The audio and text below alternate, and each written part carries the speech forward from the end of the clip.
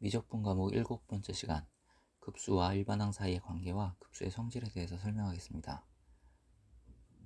급수가 수렴하고 발산할 때 수열의 극한이 어떻게 되는지, 둘 사이의 관계가 어떻게 되는지 그것을 설명하려고 합니다.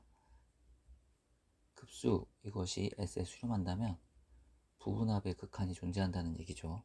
그래서 부분합의 극한값은 S라고 할 수 있습니다.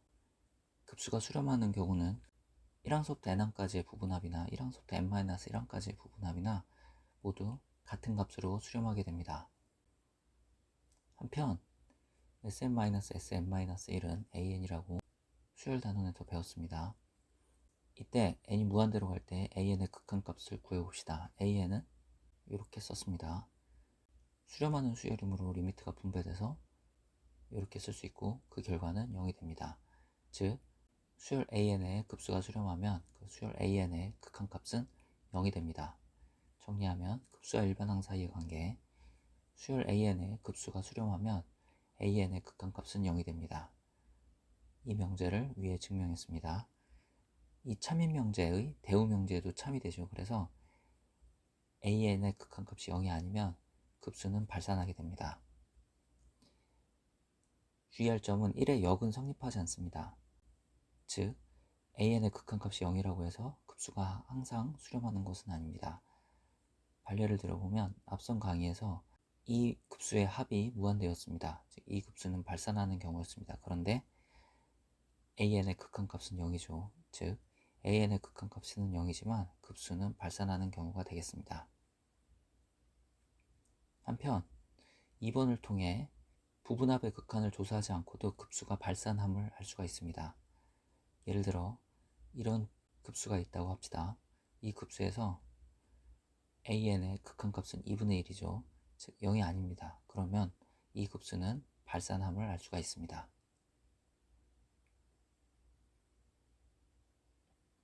급수와 일반항 사이의 관계, 일반항이 an인 급수가 수렴하면 그 an에 n이 무한대로 갈 때의 극한값은 0이 됩니다. 이 명제, 대우 명제, an의 극한값이 0이 아니면 그 an의 급수, 이것은 발산하게 됩니다. 예를 들어 이런 급수가 있습니다. an의 극한값을 계산해 봅시다. 극한값을 계산할 때는 분모에 1이 있다고 가정하고 분자 분모의 켤레수 같은 것을 곱해서 정리하죠. 그리고 분자 분모를 분모의 최고차항 n으로 나눕니다. 그러면 이 부분이 0이 돼서 그 극한값은 1이 됩니다. an의 극한값이 0이 아니죠. 따라서 위 급수는 발산하는 급수가 되겠습니다. 두 번째, 이런 급수를 시그마 기호를 활용해서 표현하면 이렇게 표현할 수 있습니다. an이 이거고 그 an의 극한값을 구해봅시다. 분자 분모를 분모의 최고차항 n으로 나누죠. 그러면 이 부분이 0이 되고 그 극한값은 3분의 1, 0이 아님을 알 수 있습니다. 따라서 위 급수는 발산합니다.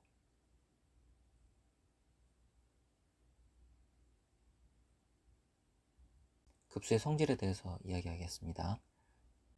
그 급수의 성질은 수열의 극한에 대한 성질과 합의 기호에 대한 성질과 관계가 있습니다. 먼저 수열의 극한에 대한 기본 성질은 두 수열 an과 bn이 수렴하고 그 극한값이 각각 알파, 베타일 때 이렇게 돼 있으면 리미트가 분배돼서 이렇게 된다고 그랬죠.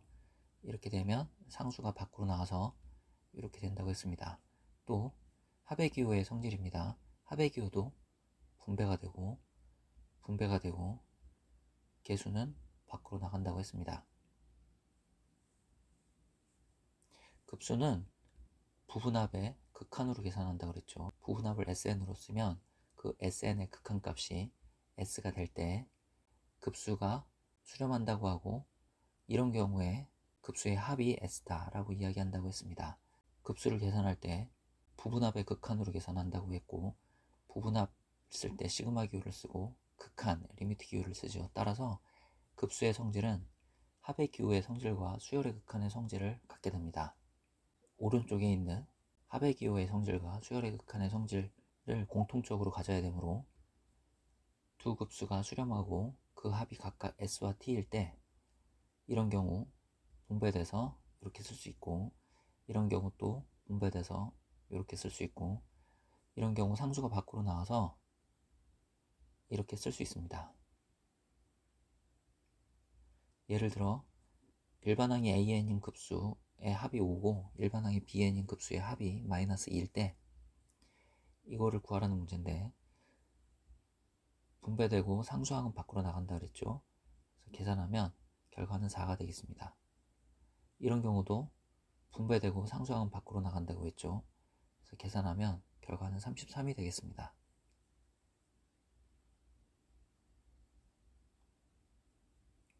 이런 무한급수를 생각해 봅시다. 이 무한급수를 계산할 때 만약 괄호를 이렇게 쳤다면 괄호 안에 모든 값들은 다 0이죠. 그래서 결과가 0이라고 할 수 있을까요? 또는 앞에 1을 남기고 뒤에 두 번째, 세 번째서부터 괄호를 이렇게 쳤다면 1 빼고 나머지는 모두 0이므로 결과가 1이다 라고 할 수 있을까요? 같은 식인데 결과가 0이 되기도 하고 1이 되기도 하면 안 되겠죠. 그래서 급수의 합을 구할 때 임의로 괄호를 결합하 계산하면 안 되겠습니다.